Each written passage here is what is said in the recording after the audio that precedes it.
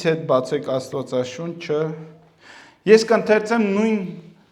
Գործք առաքելոց 27-րդ գլուխ 20-րդ համարից, որտեղ որ նկարագրված է Պողոս առաքյալի նավաբեկությունը։ Իմիջիայլոց դա նրա 4-րդ ճանապարհորդությունն էր եւ վերջին ճանապարհորդությունն էր դեպի Հռոմ։ Մարգարեական խոսք կար Պողոսի նկատմամբ, Աստված նրան ասում էր. Պողոս, դու ինձ վկա էիր Երուսաղեմում, բայց նաև դու պիտի Հռոմում վկա լինես։ Եվ սա նրա վերջի ճանապարհորդությունն էր։ Եվ այս ճանապարհորդության ընթացքում տեղի ունեցավ նավաբեկություն։ Հաճախ մեր կյանքում էլ, մենք էլ կյանք ունենք, որը նաև ընթացք է, հա, երևի թե մենք մեզանից ոմանք ավտովթարի են ենթարկվել կամ ինչ-որ բաներ, որոնք ոչ ծրագրված են, ասեք ուղղակի դու ճանապարհորդում ես կամ գնում ես մի տեղից մի տեղ, ինչ-որ մի բան է պատահում, որը ոչ մեկս չենք ծրագրում, դա պատահականություն է, հա, պատահական, ստացվում է այդպես։ Եվ այստեղ էլ մենք տեսնում ենք, որ Պողոս առաքյալը գրում է, որ նրանք նավաբեկության ենթարկվեցին, բայց մինչև այդ նավաբեկությունը նա զգուշացնում էր նրանց, ասում էր, լսեք, այս ճանապարհորդությունը լավ չի վերջանալու, սա վտանգավոր է, սա բարի չի լինելու, ոչ մեզ համար, ոչ էլ մեր նավի համար, ոչ էլ մեր ապրանքների համար, բայց նրան ոչ մեկը նրա խրատը չէր լսում։ Եվ 20-րդ համարից շարունակելով պատմությունը, իմիջիայլոց նրան ձերբակալել էին որպես քրիստոնյա եւ տանում էին Հռոմ կայսրի մոտ, որպեսզի նա կանգնի կայսրի առաջ եւ պատասխան տա ինչպես ինքը հռոմեացի էր։ Հա, ուներ այդ քաղաքացիությունը հռոմեական եւ որպես ինչպես քաղաքացի Հռոմի քաղաքացի նա պետք էր կայսրի առաջ կանգներ եւ պատասխան տար։ Սա էր պատճառը, որ նրան կալանավորած ձերբակալած տեղափոխում էին մինչև Հռոմ, Իտալիա։ Սակայն մենք տեսնում ենք, որ սա Աստծո ծրագրերն են, որպեսզի նա կանգներ կայսրի առաջ։ Եվ 20-րդ համարից սկսված գրված է. Երբ բազում օրեր ոչ արև էր երևում, ոչ էլ աստղեր, վատ եղանակ էլ շարունակում էր, փրկվելու մեր ողջ հույսը կտրվեց։ Ժողովուրդ ջան, ուզում եմ ձեզ մի հարց տամ։ Հույս կտրվելը երբևիցե լսել եք, որ ասում են հույսը ամենավերջինն է մեռնում։ Ո՞վ է լսել։ Լսել եք երբևիցե։ Որ ասում են հույսը ամենավերջինն է մեռնում։ Այստեղ էլ մենք այս պատմության մեջ տեսնում ենք, որ այնքան վատ էր իրանց իրավիճակը, որ նրանց հույսն էլ այն ամենավերջին կտրվեց։ Ինչու՞, որովհետև նրանք փորձում են ինչ-որ մի բան անեն այդ իրավիճակից դուրս գալու։ Մենք սրանից առաջ կարդում ենք, որ նրանք նավից բեռներն էին թափում։ Եղել է, որ ինչ որ խնդիրի մեջ ես հայտնվում եւ ինչ որ գործողություններ ես անում, ամեն անելուց առաջ, գործողություն անելուց առաջ, ինչ որ մի հնարք գտնելուց առաջ մտածում ես միգուցե օգնի։ Եղել է, անում ես ու չի օգնում։ Ո՞վ է նման, հա? Ասեք, յուրաքանչյուր խնդիր, բժշկական խնդիր, հա, որ դեղեր ես օգտագործում, ասում ես, միգուցե այս դեղը օգնի, միգուցե այս դեղը օգնի, կամ ֆինանսական խնդիրներ,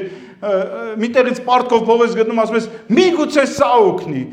ու անդադ ինչ-որ նման բաներ, մենք տեսնում ենք, սկզբից բեռները թափեցին, հետո նավի գործիքները թափեցին, տարբեր միջոցներ փորձեցին, որպեսզի մտածելով միգուցե սա էլ օգնի, բայց մենք տեսնում ենք, որ ոչինչ չօգնեց եւ վերջի պահին նրանց հույսը ընդհանրապես կտրվեց։ Եվ սա շատ վատ վիճակ է։ Եվ մենք գիտենք, որ Աստված մեր հույսն ու լույսն է, որը երբեք չի կտրվում։ Եվ մենք տեսնում ենք, որ 21-րդ համարում գրված է, քանի որ այդ արդեն շատ օրեր քաղցած էին, այդ ժամանակ Պողոսը նրանց մեջ կանգնելով ասաց. «Մարդիկ, դուք պետք է ինձ լսեք ու Կրետից չելնեք եւ այս նեղությունն ու վտանգից կխուսափեինք»։ Այսինքն չլսեցիք այդ պատճառով այս վիճակի մեջ հայտնվեցիք։ Իսկ այժմ ձեզ խրատում եմ, որ քաջալերվեք, որովհետև բացի նավից ձեզանից ոչ մեկի կյանքին վնաս չպիտի հասնի։ Քանի որ այս գիշեր ինձ երևաց հրեշտակը, այն Աստծո, որին ես պատկանում եմ եւ պաշտում եմ։ Այնքան սիրում եմ Պողոսի այս խոսքերը, մոտավորապես 270 քանի հոգի մարդ են այդ նավի մեջ։ Եվ Պողոսն ասում է, այսօր ինձ երևաց, գիշերը ինձ երևաց այն հրեշտակը, այն Աստծո հրեշտակը, որին ես հավատում եմ։ Գիտեք ինչ կարևոր է, թե ինչպիսի Աստծուն ես դու հավատում։ Ով է այն Աստվածը, որին դու հավատում ես, որովհետև գրեթե բոլորս գիտեք մենք ոնց ենք, եթե մենք ծնվում ենք քրիստոնեական ընտանիքում կամ ազգությամբ, օրինակ հայը որ ծնվում է, նա համարում է իրեն որպես քրիստոնյա։ Սակայն մի պատմություն կպատմեմ, երբ որ սա հրեական պատմություն է, երբ որ ռաբբիի մոտ գալիս է մի երիտասարդ, որ բիզնեսմեն է լինում, եւ ռաբբին նրան քաջալերում է, հորդորում է, ասում է դու բարի գործերի մեջ հարատևիր, բարի գործեր արե, մարդկանց օգնիր, կա մարդ, որ հայերենից դժվար է հայերեն հասկանում, որովհետև բարդ բառեր չօգտագործեմ։ Ասում եմ, բարի գործեր շատ արա, երիտասարդ, դա Աստծուն հաճելի է, Աստված նայում է եւ հաճելի է նրան, երբ որ դու բարի գործեր։ Ինքն ասում է, լսի, ասում է, ռաբին, ասում է, ռաբունի, ես Աստծուն չեմ հավատում։ Եվ ռաբունին նրան նայելով ասում է, գիտես, ես էլ չեմ հավատում այն Աստծուն, որին դու չես հավատում։ Հետաքրքիր է, մենք ինչ Աստծու ենք հավատում, որ Աստծուն ենք հավատում։ Եվ Պողոսը այստեղ գրվում է, ասում է, իմ Աստված, որին ես հավատում եմ, հրեշտակ ուղարկեց գիշերը, որ ինձ քաջալերի, որ դժվարության ժամանակ, այդ փոթորիկների մեջ Աստված հոգատար է իր զավակների համար եւ հրեշտակներին ուղարկում է, որպեսզի բարի լուրը բերի եւ ասի՝ մի վախեցիր, քեզ ոչինչ չի պատահելու։ Այդպիսի Աստծուն ես հավատում եմ։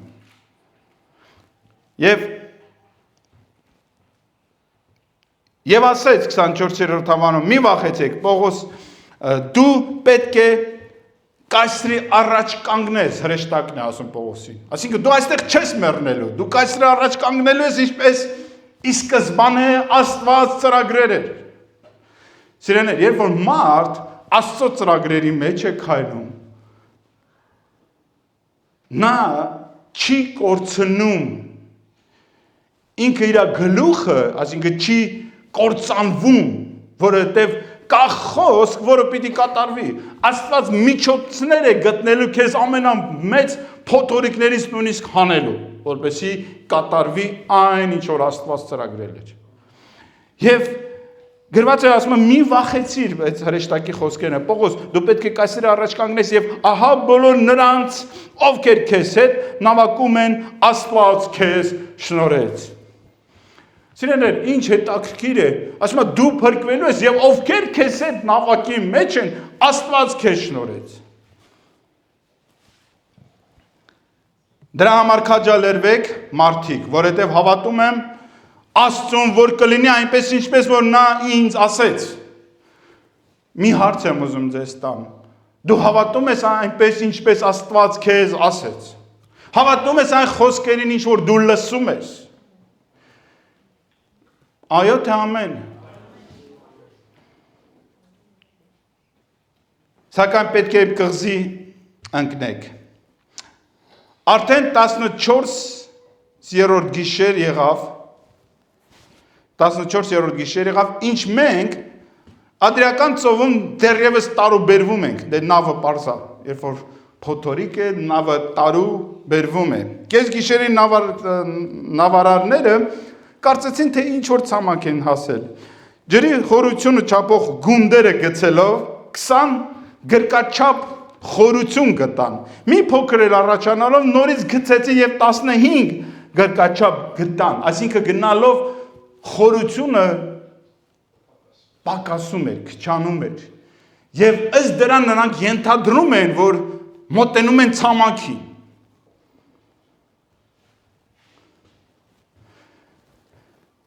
Վախենալով, որ թերևս խութերի մեջ ընկնեն,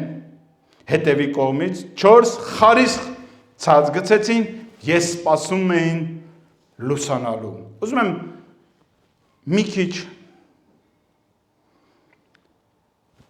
առաջ գնանք, նորից հետ կգամ, բայց քանի որ նավարարները ուզում էին նավից փախչել, մակույկը իջեցրեցին ծով, այն պատճառաբանությամբ, թե իբր արջևի կողմից էլ խարիսխ գցելու։ Պողոս հարուրապետին ու զինվորներին ասաց, եթե դրանք նավի մեջ չմնան, դուք չեք կարող փրկվել։ Այդ ժամանակ զինվորները մակույկի պարանները կտրեցին և թողեցին, որ ծովն ընկի։ Լուսադեմին Պողոսը բոլորին խնդրեց, որ կերակուր ընդունեն, ասելով, այսօր 14-րդ օրն է, ինչ դուք սպասելով քաղցած եք մնացել և ոչինչ չեք կերել։ Դրա համար աղաչում եմ ձեզ, որ կերակուրը ընդունեք, որովհետև դա ձեզ փրկության համար է, քանի որ ձեզանից ոչ մեկի գլխից մի մաս չի կորչելու։ Այս ասելով հացը վերցրեց բոլորի առաջ Աստծուն գոհություն հայտնեց, կտրեց և սկսեց ուտել։ Նմանացնում եք հաղորդությանը Սուրբ։ Եվ բոլորը քաջալերվեցին ու իրենք էլ սնվեցին։ Նավի մեջ բոլորս միասին 276 հոգի ենք, ասենք 276 մարդ։ Կերակերից հագենալով նավը թևացրին, ցորենը ծովը թափելով։ Երբ լույսը բացվեց, մի անծանոթ ցամաք տեսան։ Լավ, այստեղ կանգ ենք, հարում սիրելիներ։ Ես ականդրադառնամ 20-րդ համարին, որտեղ որ ես ընթերցեցի եւ բազուն օրեր ոչ արև էր երևում, ոչ էլ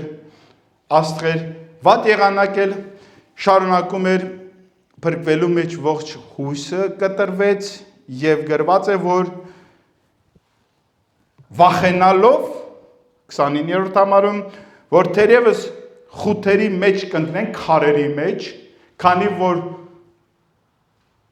ցամաքը, հողը մոտենում էր նավին գնալով։ Նրանք վախեցան այդ փոթորկի մեջ, քանի որ վատ եղանակ էր, ոչինչ չէր երևում, վախեցան քարերի մեջ չընկնեն եւ նավը ջարդվի եւ նրանք բոլորը կմահանան։ Եվ այդ վախենալուց ինչ արեցին 4 խարիսխներ։ Խարիսխները դա նշանակում է նկարը կդնես։ Խարիս յակր։ Ես անցած անգամ մի քիչ խոսացել եմ յակր։ Եվ այսօր խոսքը այսպես է վերնագրված. հույսի խարիսներ կամ հավատարմության եւ հավատարմության փարոս։ Ծովային թեմա։ 4 խարիսներ, 4 յակրներ։ Եթե խնդրեմ եղբայրներից մեկը ինձ մոտ գա։ Ինչու 4։ Եղբայրներից մեկը տեկեք ինձ մոտ։ Հետաքրքիր է, երբ որ ինչու 4 խարիսներ։ Ընդհանրապես մենք հավատում ենք եւ ուզում եմ նկատեք, որ այս պատմությունը երբ որ սկսում է, երբ որ նրանք Կրետից դուրս էին գալիս, գրված է նրանք նաեւ խարիսներ իրենց հետ վերցրեցին։ Եվ նկատեցիք, որ ընթացքում նրանք այդ դժվարության մեջ ազատվում են բեռից։ Նկատում եք, նույնիսկ ցորենից ազատվեցին։ Իրանց վերջի ուտելիքը,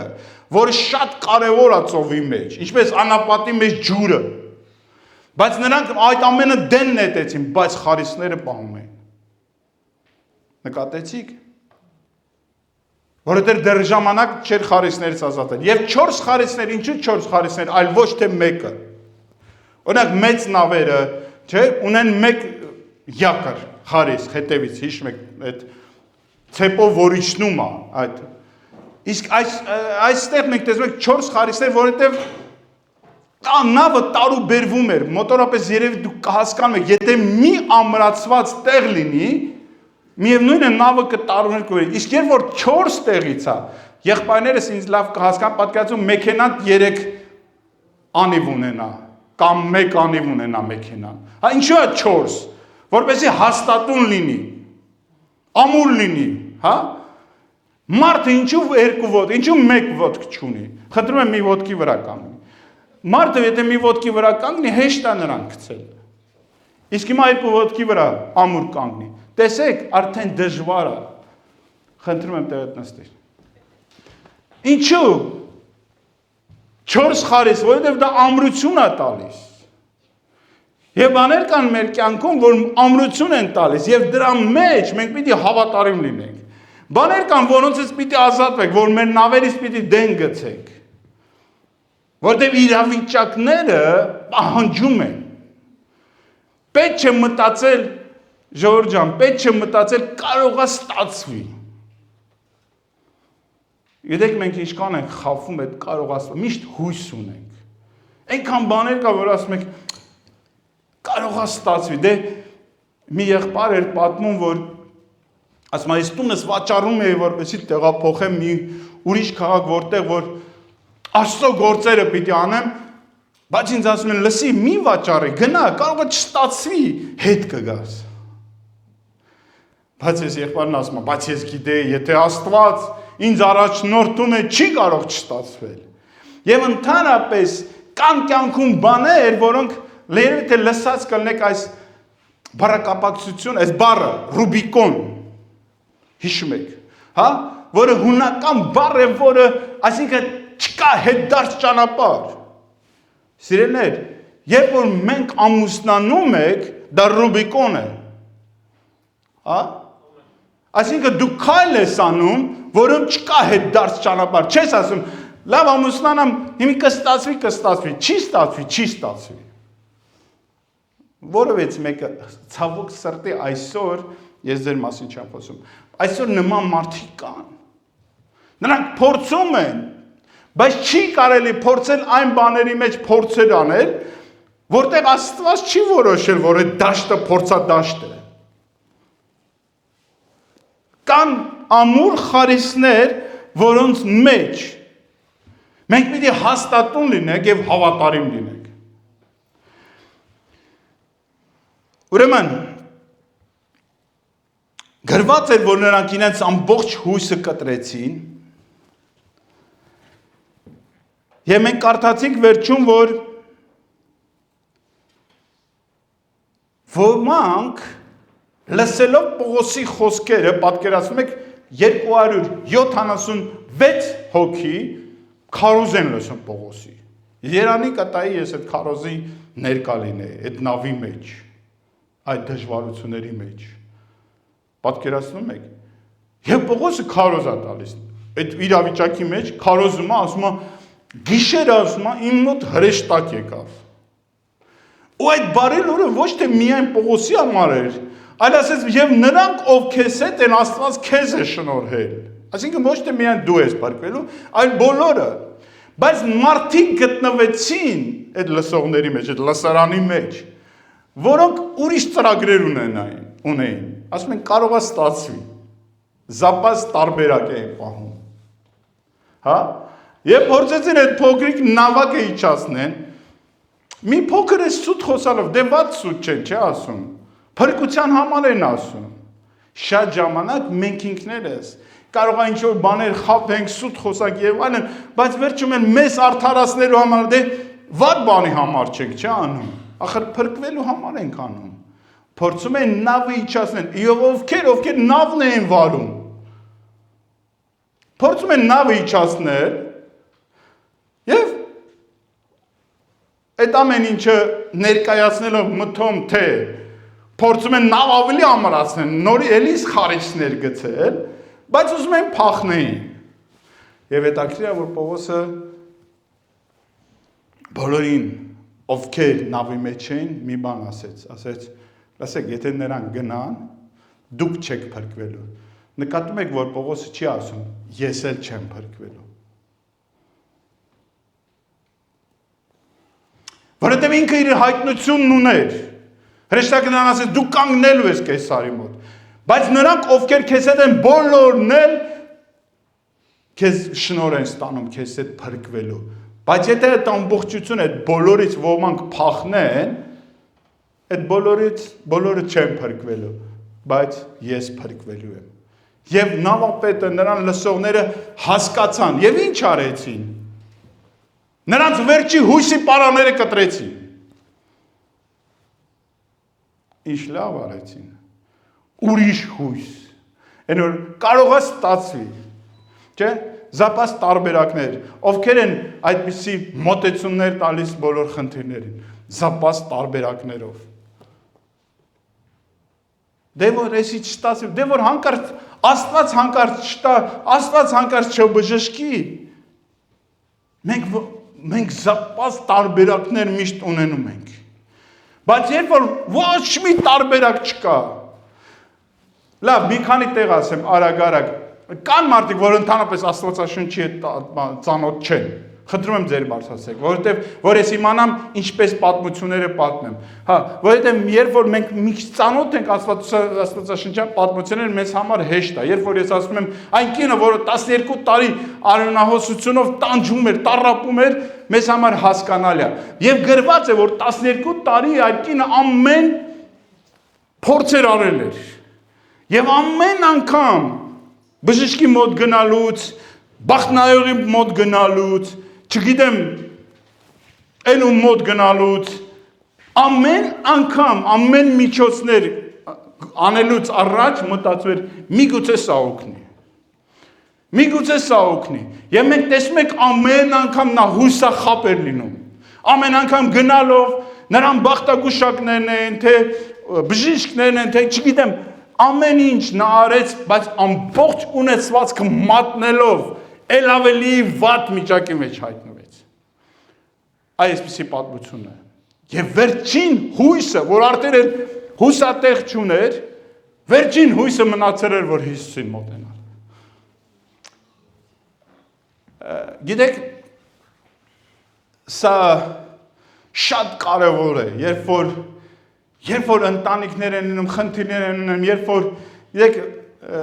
շատ հաճախ երեխաները կամ ամուսինները կամ ընտանիքում որոշ մարդիկ լինում են խնդիրների մեջ են ունում, ասեք թմրանյութերի կամ ալկոգոլի կամ ինչ-որ խաղերի հետ կապված եւ այլն, երբ որ ինձ մոտենում են հարազատները եւ խնդրում են ինչ-որ բանով օգնել, ես առաջի բառախոսքը, որ իրենց հարցնում եմ եւ բացատրում եմ, որ նրանք պետք է ամեն ինչ անել, որ նրան էլ հուսատեղ չունենա։ Երբ որ մի փոքր հուսատեղ ունի, նա փորձելու այդ ճանապարհով գնա։ Երբ որ ոչ մի հույս չունի, միայն Տիրոջն է կանչելու։ Սա կյանքի ճշմարտությունն է։ Եվ երբ որ նրանց այդ հույսի, վերջի հույսն էր իրանց, պատկերացնում եք, լսում էին Աստծո խոսքը, որ իրանց ոչինչ չի պատահելու, բայց միևնույն է, իրանց միտքը նավակի վրա էր, փոքրիկ այդ նավակի վրա։ Եվ նրանք գիտակցում են, որ այդ 276 հոգին չեն տեղավորվելու այդտեղ, բայց մի քանի հոգի շուստրիներով պայմանավորվել են, որ իրանք պիտի փախնեն։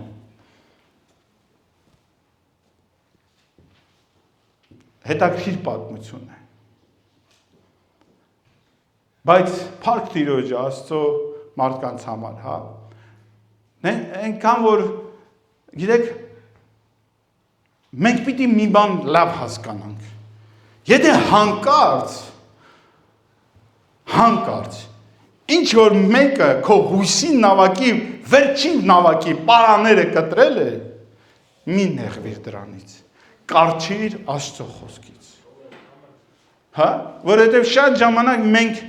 չենք պատկերացնում, որ սա մեր փրկության համար է, որովհետև եթե նրանք այդ նավակը նստեին, բոլորը կզոհվեին, բոլորը կմեռնեին, կկործանվեին։ Իհարկե նրանք փորձում էին փրկվել, նրանք մտածում էին, որ պիտի փրկվեն, բայց կլիներ նույն հակառակը։ Եվ խնդրում եմ Եբրայեցիս 6:18 եւ 20, այսօր մենք մի քիչ ուշ սկսեցինք, ես այդ պատճառով արագ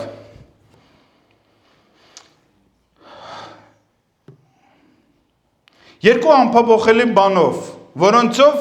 անկարելի է որ Աստված սուտ խոսի։ Անսուտ Աստված, ով գիտի։ Ուրեմն մեր Աստված անսուտ Աստված է։ Սատանան ստախոս սատանա է։ Այդպես է։ Աստված սուտ խոսի, որոնցով անկարելի է որ Աստված սուտ խոսի։ Հաստատուն մխիթարություն ունենանք մենք, որ ապավինեցանք մեր արջևը դրած լույսը բռնելու։ Սիրելիներ, բոլորիս առաջ, գիտեք ինչ ասում, տեսեք, ասում է, մենք որ ապավինեցանք, ավելի ճիշտ դրանից առաջ, հաստատուն մխիթարություն ունենանք, մենք որ ապավինեցանք մեր արջև դրված լույսը բռնելու։ Ես ուզում եմ այս լույսի անունը դնեմ Փարոս։ Ով գիտի Փարոս ինչ է։ Մայակ։ Երբևիցե մեզանից որևէ մեկը տեսել է թե ինչ է մայակ։ Այսօր իհարկե կան GPS-ներ, կան սպուտնիկներ, որոնցով այսօր կարողանում են ծովի մեջ ինչ որ կերպ բառը մոռացա։ Գեոլոկացիա հայերեն կոնվորոշվել, հա, կոնվորոշվել։ Կոնվորոշվել։ Հա, ориентироваться։ Եկեք հայերեն խոսանք։ Դե կիմանա կոնվորոշվել, չէ՞, հայ ориентироваться։ Հա, GPS-ները փորձում են, բայց ժամանակներ են եղել, որ չեն եղել GPS-ներ։ Չեն եղել սպուտնիկներ,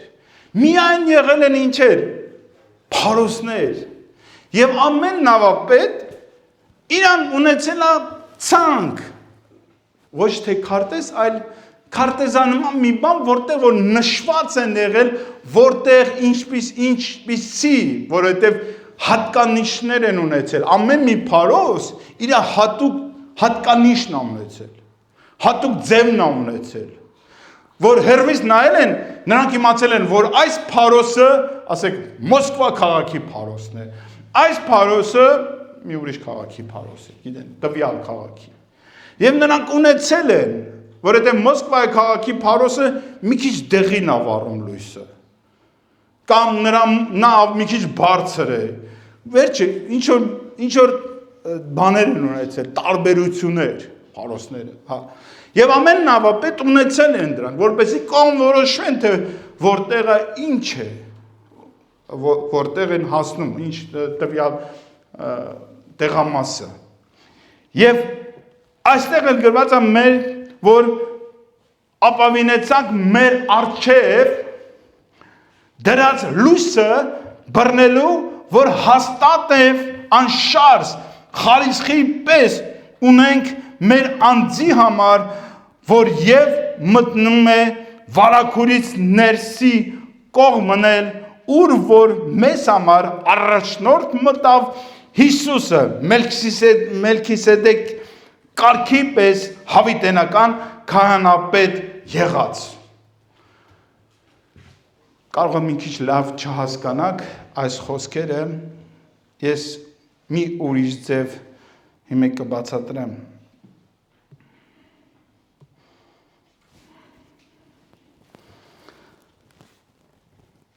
Փարոսը ինչպես ուղղորդող լույս է մեզ համար, մեր դեմ դրած լույսը, որը մենք պիտի բռնենք, ինչպես նավերի, նավատորմերի, այդ նավաբեկության, այդ փոթորիկների ժամանակ հանկարծ պատկերացրեք, վատ եղանակ է, չէ, ասում են նրանք խարիսները գցեցին և սպասում էին, ինչին, լույսին։ Եվ երբ որ լույսը բացվեց, նրանք տեսան մի անծանոթ ցամաք։ Բայց մեզ համար մեր Փարոսը, մեր լույսը 2000 տարի առաջ արդեն վառել է խաչի վրա։ Եվ լուսավորել է խավարի մեջ լստած բոլոր ժողովուրդներին։ Նա այսօր էլ մեզ համար լույս է։ Սուրբ տաճար Փարոս աշխարհին։ Պատկերացնում եք, եկեղեցին, այդ նույն Փարոս լույսն է այսօր այստեղ վառվում։ Եվ նրանք ովքեր փոթորիկների մեջ են հայտնվում, որ մահի ու կյանքի կռիվ են տալիս, հանկարծ հեռվում նշմարվում է այդ Փարոսի լույսը եւ ուղղորդում մարդուն, ասում է իմ առաջ դրված լույսը բռնեմ։ Ցավոք շատերը այդ լույսը չեն տեսնում, որովհետեւ կան ուրիշ փայլեր էս աշխարհում, կան ուրիշ միջոցներ եւ մարդիկ անդադ ասում են միգուցե էս էլ փորձեմ, միգուցե սա օգնի, մի անգամ էլ հոպարիս խառնեմ, մի անգամ էլ քերս կնոջը խառնեմ, հա, բարեկամներ եք խառնում,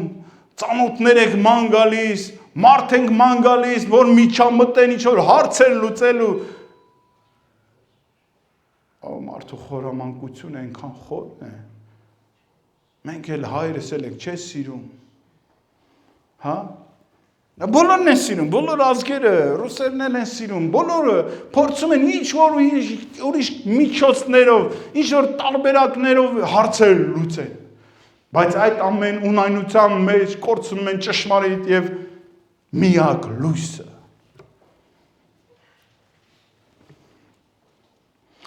Լույսն ու հույսը։ Հռոմեացիս գրքի մեջ գրված է, Հռոմեացիս 8:24-25, որովհետև այս հույսով փրկվեցինք, բայց այն հույսը, որ տեսանելի է, հույս չէ, քանի որ այն ինչ որևէ մեկը տեսնում է, էլ ինչպես կհուսա։ Սակայն եթե ինչ որ չենք տեսնում, նրան հույս ունենք անպահ համբերությամբ սպասում ենք։ Լսում եք։ Ապա համբերությամբ սպասում ենք։ Տեսնում եք այստեղ նորից համբերություն եւ սպասելու վիճակ։ Գիտեք, ժամանակավոր ինչ որ խնդիրներ կարող են լինել,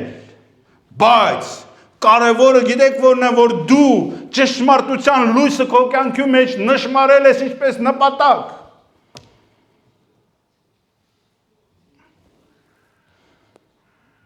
Գիտեք, ասում եմ այդտեղ մի բան կարդամ ձեզ համար։ Եթե մարդ նպատակ չունի, աննպատակ, ոչ մի քամի չի կարող համընթաց լինել նրան։ Լսում եք։ Եթե մարդ նպատակ չունի, աննպատակ ապրում այս կյանքում։ Գիտեք, օրով ապրող մարդ։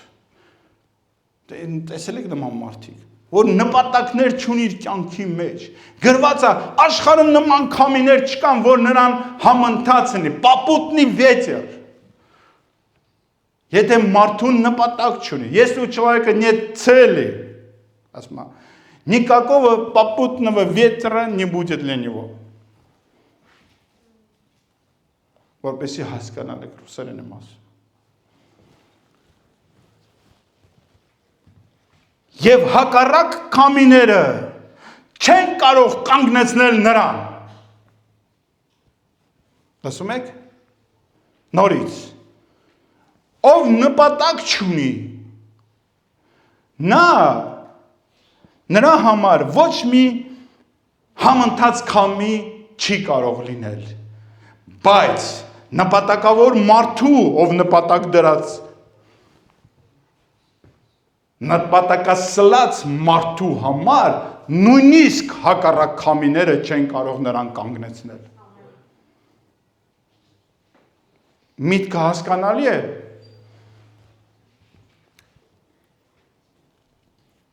Իսկ եթե մենք ունենք ամենամեծ բարձրագույն նպատակը, երկնային արքայություն, հա, երկնային արքայությանը արժանանալու պատվին, միթե որևէ բան կարող է մեզ կանգնեցնել։ Խնդրում եմ մի պահ մտածեք, միթե դրանից ավելի մի մեծ նպատակ կարող է լինել մարդու կյանքում։ Եվ մենք ինքներս նման ենք նմանվում ենք, ովքեր նպատակ ունենք, մենք ինքներս նմանվում ենք նպատակասլաց մարդիկ, հավատքով լցված, հոգով լցված մարդիկ նմանվում են նույնպես փարոսների այս խավարող աշխարհի մեջ։ Օրեց օր այս աշխարհի մեջ խավարը ավելի է խտանում, մութ ավելի է մտնում, եւ ինչքան առավել եւս կարեւոր է մեզ համար այդ լույսը կրել մեր ներսում, այդ փարոս լույսը, որը նաեւ մեր շրջապատում մարդկանց կողորթի դեպի ճշմարիտ լույսը, որովհետեւ շատերը հույս չունեն, շատերի հույսը կտրվել է։ Գիտեք, որ Աստված մեզ հորդորում է երբեք եւ երբեք չհանձնվել։ Երբ որ ռադիկալ մեթոդներ կան, հասկանում եք, ռադիկալ, արմատային մեթոդներ, երբ որ Աստվածաշունչը խոսում է մեղքի մասին, եթե ասում է քո ձեռքը կամ քո աչքը, եթե քեզ գայթակղում է, այդտեղ գրված է ռադիկալ արմատային մեթոդների մասին, ասում է կտրիր եւ դեն գցիր։ Տեսել, լսել եք։ Սա կոչվում է ռադիկալ մեթոդներ։ Երբ որ Հիսուսը խոսում էր ռադիկալ մեթոդների մասին, խաչի մասին էր խոսում։ Խաչը, տեսեք, մեղքի հանդեպ պետք է ռադիկալ մեթոդներ, արմատային։ Եվ երբ որ Հիսուսը խոսած այդ մասին, բազմաթիվ մարդիկ հեռացան Հիսուսից։ Կարդացել եք Ավետարանում։ Եվ Աստվածաշունչը մեզ հորդորում է դրա համար։ Եվ փոթորիկի մեջ, նավի մեջ, սոված ծարավ, եւ քո վերջին հացը շպրտելը, ծովը գցելը, դա ռադիկալ մեթոդ է։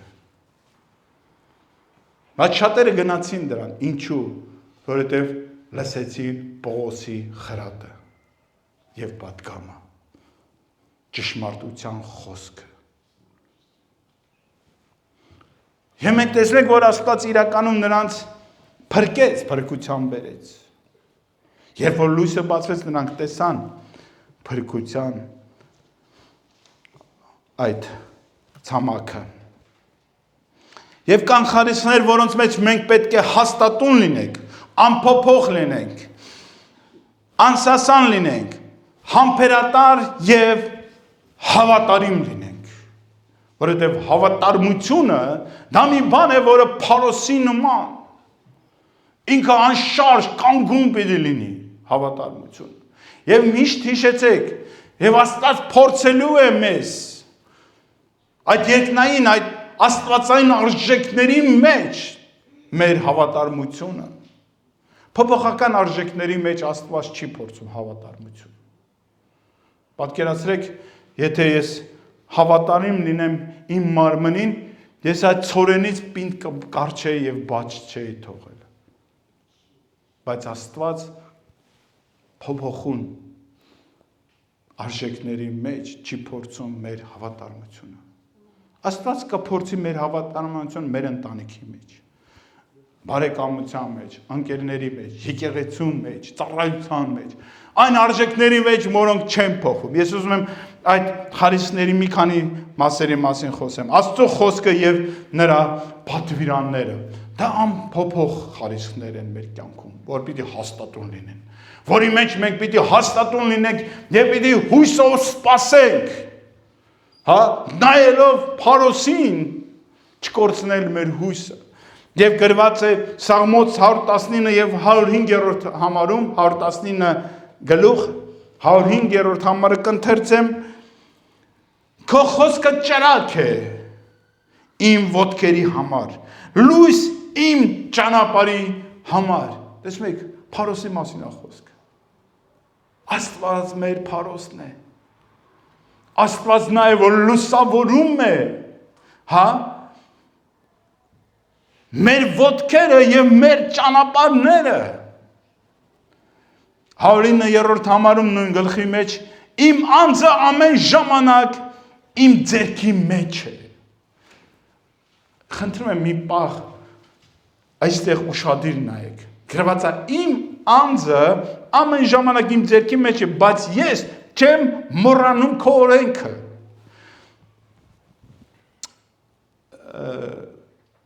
Քուրս նվագիր։ Մի պատմություն։ Մի աշակերտները որոշում են Ռաբունին փորձել։ Ասում են ոնց կարա ինքը այդքան իմաստուն լինի, արի ես մարդուն փորձենք, մի օյն խաղան գլխին, որ ինքը չկարողանա պատասխանի, բռնացնենք իրան։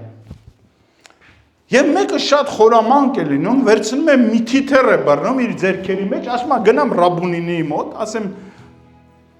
խնդրում եմ ասա, իմ ձեռքերից մեջ թիթեռը ողջ է, թե մեռած։ Ասում է եթե ասի ողջ է, կսխմեմ, կսպանեմ, ասեմ սխալվեցիր։ Որ ասի մեռած է, կբացեմ տեսնի, որ ողջ է եւ կասեմ սխալվեցիր։ Եվ գալիս է ասում է Ռաբունի, որոշում է այդպես անի, գալիս է ասում է Ռաբունի, կարաս ասես իմ ձեռքերի մեջ թիթեռը ողջ է թե մեռած։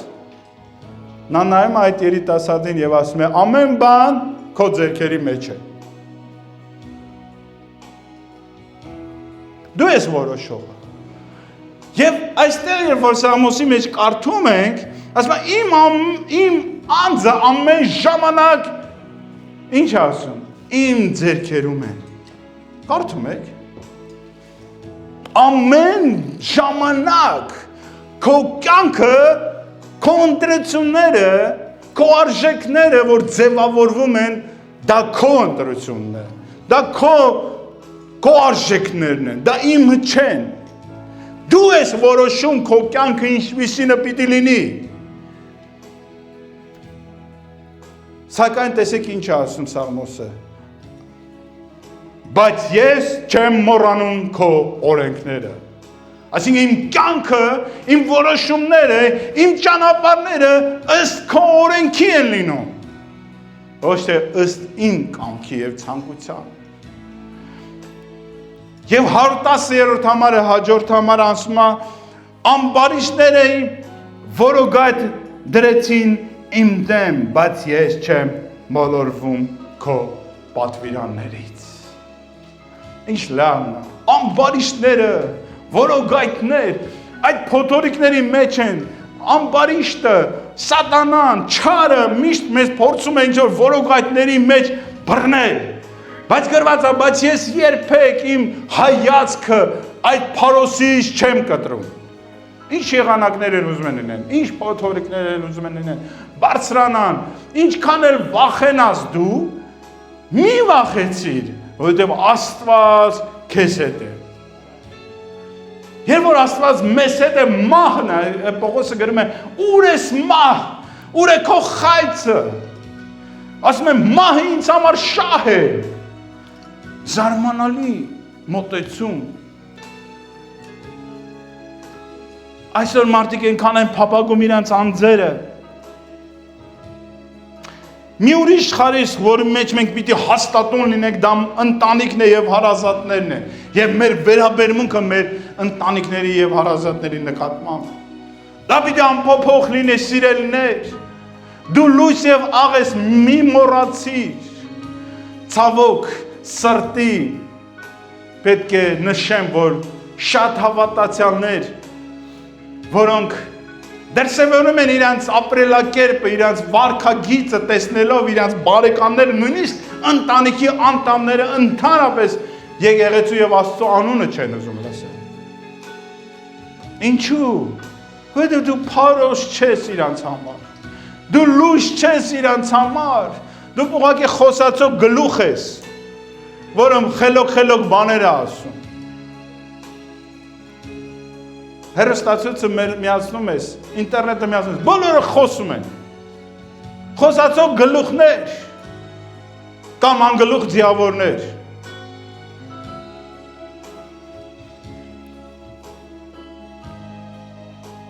Հավատարիմի հետ Սաղմոց 18-25 Հավատարիմի հետ հավատարիմ եմ և ամբիցի հետ ամբից Ինչ լավ խոսքեր են, չէ Խնդրում եմ մի Փարոսի մասին եմ խոսում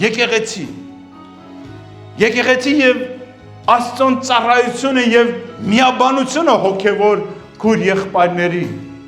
Սա էլ է անփոփոխ սիրելներ Գիտեք, այնքան զարմանալի է, երբ որ մարդիկ լինելով միաբան մի եկեղեցում է Տիրոջ մարմնի մեջ հակառակվում են մեկը մյուսին Շատ զարմանալի է Որովհետև եկեղեցին դա Տիրոջ մարմինն է Պատկերացրու քո մարմնի մեջ քո ձեռքն ու ոտքը իրար հակառակվեն Ոտդ ուզի գնա ուրիշ տեղ ձեռքդ ու գլուխդ իրար հետ համաձայնված ուրիշ տեղ Կարող եք պատկերացնել Ոչ Բայց միաբանություն կա Չէ Եվ եկեղեցին դա մեր այսօր Մեր լույսն է, մեր փարոսն է, որը վառվում է խավար աշխարհի մեջ, որտեղ որ փոթորիկները ցավոք սրտի այնքան ուժեղ են լինում, որ իրոք մարդիկ կան, որ հույսն էլ կտրվում են ամբողջությամբ, փրկության։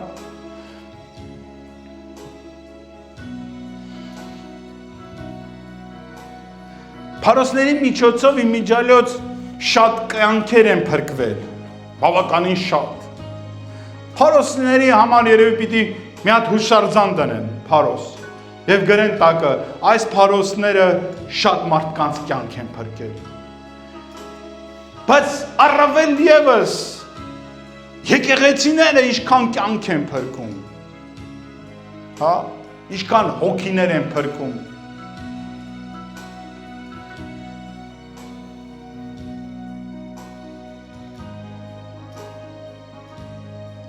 Փարոսը ինչպես ուղղորդող լույս է մեզ համար,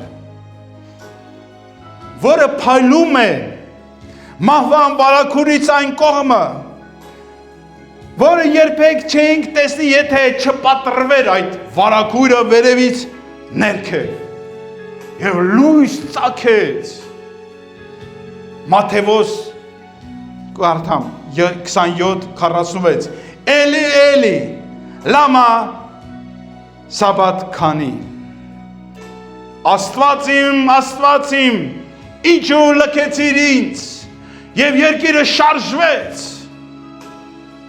և վերևից ներքև պատրվեց այդ վարագույրը, ինչու վերևից ներքև, այլ ոչ թե ներքևից վերև, որև զորությունը երկնքից իջավ, և վարագույրը պատրվեց, և այդ փարոսի լույսը սփռվեց այս աշխարհով մեկ,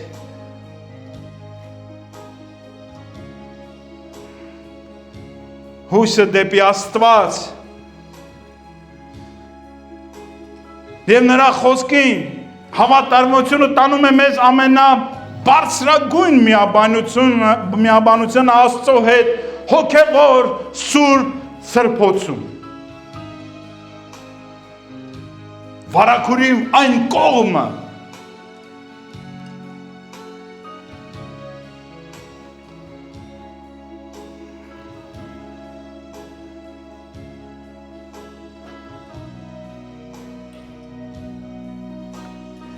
Ինչպես մի փարոս քարաժարի վրա Աստծո խոսքը հաստատուն եւ անփոփոխ է ուղղելով մեզ մեր ընթացքը դեպի երկինք Սա մի մեծ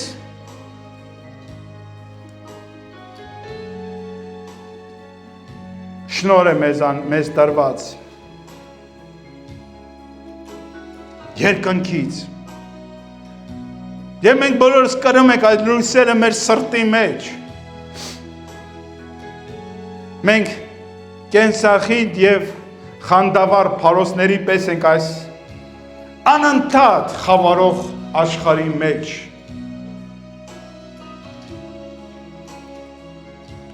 Մենք պետք է այդ փայլը չկորցնենք Այդ սրբության լույսը երկնային պիտի միշտ վառ լինի մեր կյանքում։ Եվ հաստատուն լինենք այդ արժեքների մեջ, որոնք Աստված ասում է անփոփոխ է, այդ խարիսխները, որոնք ամրություն են տալիս մեր ընթացքին, որը հաստատուն է դարձնում մեզ։ Գիտեք, չեմ ուզում, որ դա սովորություն ուղղակի դառնա։ Եկեղեցին, Աստծո երեսը փնտրելը, դա պետք չէ, որ սովորություն լինի։ Դա պետք է միշտ լինի, գիտեք ինչպես, երբ որ Պետրոսը խորտակվում էր, իր ձեռքը մեկնեց, ասեց, Տեր, փրկիր ինձ, հիշում եք, Տեր փրկիր ինձ, որովհետև ևս մի ակնթարթ այլևս ուշ կլիներ։ Եկեղեցի հաճախելը, ցավոք սրտի մենք մարդկանց խնդրում ենք, պատկերացրու, որովհետև մարդիկ սահմանափակված են, մտածում են իրենց նավակից եւ այդ ծովից, որտեղ իրանք լողանում են, դրանից են կողմել կյանք չկա։ Մի օր եւ այդ նավակը եւ այդ ծովը վերանալու է։ Նա մեզ համար հաստատ։ Եթե դու չլինես, ում է պետք է աշխարհը։ Թե մենք անձնական, անհատական մեր կյանքին վերջ ունենք։ Շատերն ասում են աշխարհի վերջի մասին են խոսում։ Աշխարհի վերջը, երբ որ դու անհատական քո կյանքը վերջանա, աշխարհի վերջն է, վերջ քեզ համար։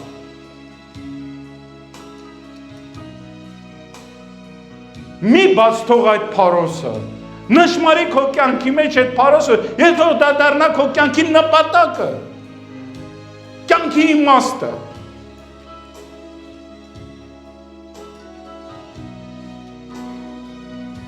Եվ դժվարություններ կլինեն, փոթորիկներ կլինեն, քամիներ կփչեն, բայց նպատակային մարդը նա գնալու է իր նպատակին։ Եվ որ տկարանա, եղբայրները, քույրերը իրար հետ միասին օգնելու են, փորձելու են իրար հետ անցնել այդ ճանապարհը։ Եթե էլի տկարանան, Աստված երկնքից է հասնելու։ Ինչպես անապատի մեջ Աստծո ժողովուրդ, երբ որ սոված էր երկնքից, մանանա էր հերում։ Ժայռերից ջուր էր բխում, երբ որ ծարավ էին։ Աստված մեր ողորմած Աստվածը եւ հոգատար։ Երբ որ մենք լսում ենք այս աշխարհին, նա վախ է բերում։ Երբ որ նայում ենք փոթորիկներին, վախենում ենք։ Որովհետեւ մենք հասկանում ենք, որ պետք է ապրել։ Իսկ միակ կյանքը, Հիսուսն ասում է, ես եմ կյանքը։ Տերը օրհնի ձեզ